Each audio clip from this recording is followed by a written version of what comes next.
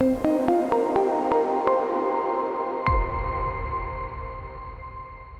it's been 1 month since the strange series of events in Saudi Arabia began. On September 8th, Saudi Arabia fired its oil minister and replaced him with Prince Abdulaziz bin Salman bin Abdulaziz, a member of the royal family. Then, 6 days later, on Saturday, September 14th, an attack occurred that knocked out half of Saudi oil production, or roughly 6% of global total oil production. Now, not surprisingly, when the markets reopened on Monday, September 16th, oil prices soared, rising by about 14% in a single day. A big move, even by the standards of the oil market. What's particularly intriguing is that since September 16th, there has been no follow-through to these moves.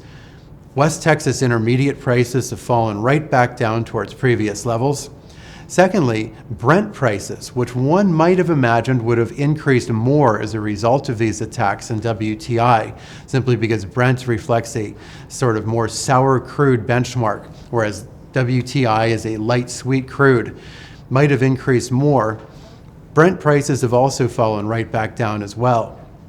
Third, we have also seen that the spike in West Texas Intermediate oil option volatility also proved temporary, and those option costs have come right back down towards previous levels. So the question is why?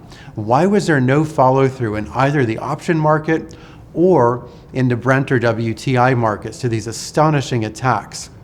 Well, there's a number of possibilities. The first is that oil inventories are very, very high. They're much higher today than they were, say, 4, 5, or 6 years ago, even if they have come slightly off their very highest levels from about 2 years ago. As a result of high levels of oil inventory, there's simply a bigger amount of oil to absorb any supply shock. Secondly, the global economy appears to be weakening.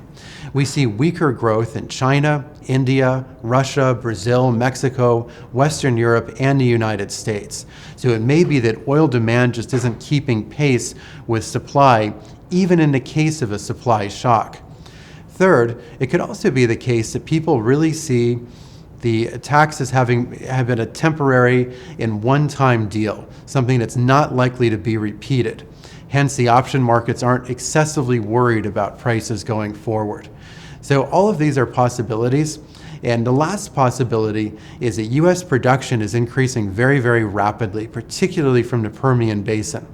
And the hypothesis is that if oil prices were to go dramatically higher because of a more sustained supply shock, that we could see a big further rise in U.S. production, and not just from the Permian, but maybe from other regions like Bakken and Eagle Ford as well.